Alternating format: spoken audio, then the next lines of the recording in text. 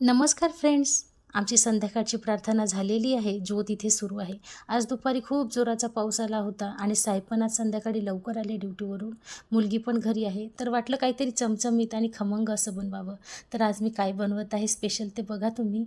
तर सगळ्यात आधी पातेल्यात तेल तापवलं, त्याच्यात मोहरी, जिरे, कढीपत्ता आणि बडीशेप म्हणजे सोफ खायची असते ती त्यात टाकली. छान ते फुलल्यानंतर शिजल्यानंतर त्याच्यात हिरवी मिरची आणि लसणाची जाडसर कुटलेली पेस्ट टाकली. ती शिजल्यानंतर मी त्याच्यात उकडलेले बटाटे मॅश केले आणि ते टाकले आणि हळद आणि चवीपुरतं मीठ टाकलं आणि हे मिश्रण छान मी मिक्स करून घेतलं.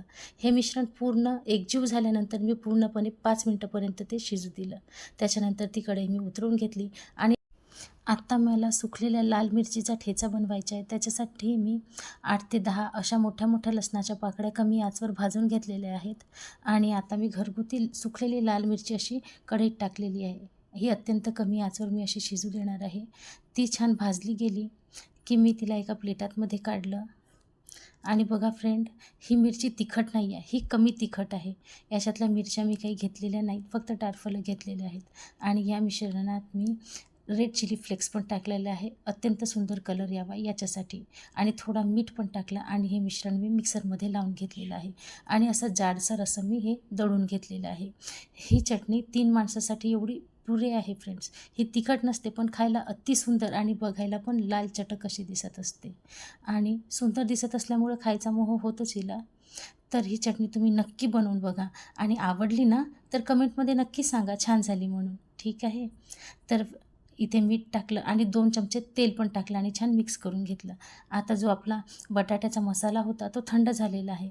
त्याचे मी छान असे गोल गोल गोळे करून घेतलेले आहेत. संपूर्ण बटाट्याच्या मिश्रणाचे संपूर्ण असे मी गोळे बनवून घेतलेले आहेत आणि एका साईडला बघू शकता 2 वाट्या बेसन घेतलेलं आहे पातेल्यात. त्याच्यात चवीपुरतं मीठ टाकलं आणि थोडीशी हळद टाकली आणि ॲसिडिटी होऊ नये याच्यासाठी थोडासा खाण्याचा सोडा पण टाकला. दुसऱ्या बाजूला गॅसवर मी तेल तापायला ठेवलेलं आहे. आता हे जे बेसनाचं पीठ आहे ना, हे छान मी मिक्स करून घेणार आहे आणि पीठ मिक्स करून झालं की थोडं पाणी टाकून असं ते मिश्रण मी छान मिक्स करून घेणार आहे आणि जाडसर म्हणजे घट्टसर असं मी भिजवणार आहे. या मिश्रणात मी थोडासा गरम तेल पण टाकलेला होता, त्याच्यामुळे याच्या गुठळ्या पडल्या परत ते मला मळावं लागलं. तर त्याच्यात मी आता मस्तपैकी बटाट्याच्या मसाल्याचे गोळे टाकले आणि अशा पद्धतीत बेसनामध्ये बुडवून ते असे तेलामध्ये टाकलेले आहेत. तर बघा फ्रेंड्स, एका बॅचमध्ये 7 ते 8 असे वडे मी तळून काढलेले आहेत. कमी फ्लेमवर शिजवल्यामुळे एक बॅच शिजण्यासाठी मला कमीत कमी 5 मिनटाचा वेळ तर हा लागलेलाच आहे, कारण की हे मी मीडियम फ्लेमवर शिजवलेले आहेत. याच गरम तेलामध्ये 5-6 मी अशा हिरव्या मिरच्या मधून कट करून टाकलेल्या आहेत. मिरच्या तळून झालेल्या आहेत. आता मी त्या एका प्लेटमध्ये काढलेल्या आणि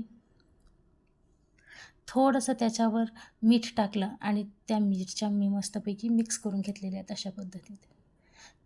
आता हे वडे पॅक कसे करायचे ते मी तुम्हाला सांगते. याला म्हणतात वडापाव आणि हा नाशिक पॅटर्नचा आहे, हा मुंबई पॅटर्नचा नाही. त्याच्यामुळे याच्यामध्ये ठेचा आणि वडा एवढंच असते पावमध्ये. तर ठेचा खूप जास्त खाणं पण चांगलं नाही टेस्टी असला तरी, कारण आता उन्हाळ्याचे दिवस आहेत. त्याच्यामुळे थोडा ठेचा मी असा पाव तर सगळ्यात आधी हाताने मी चिरून घेतले आणि त्याच्यामध्ये ठेचा लावला पातळ आणि अशा पद्धतीत वडा टाकून मी पॅक करून घेतलं आणि हे साहेबांना मी इथे खायला दिलं आणि त्यांना म्हटलं, साहेब कसं झालं सांगा. ते म्हणतात, एकच नंबर, मला खूप चांगलं वाटलं. कोणी अप्रिशिएट केलं तर आपल्याला बरं वाटतंच ना. उरलेल्या बेसन पिठाचे मी पाव वडे पण तळून घेतलेले आहेत. तर फ्रेंड्स, बाबा हनुमानजी व महान त्यागी बाबा जमदेवजी यांच्या कृपेने आजची आमची संध्याकाळ अशी अप्रतिम गेली, आनंदाची गेली. तर तुम्हाला आमचा व्हिडिओ कसा वाटला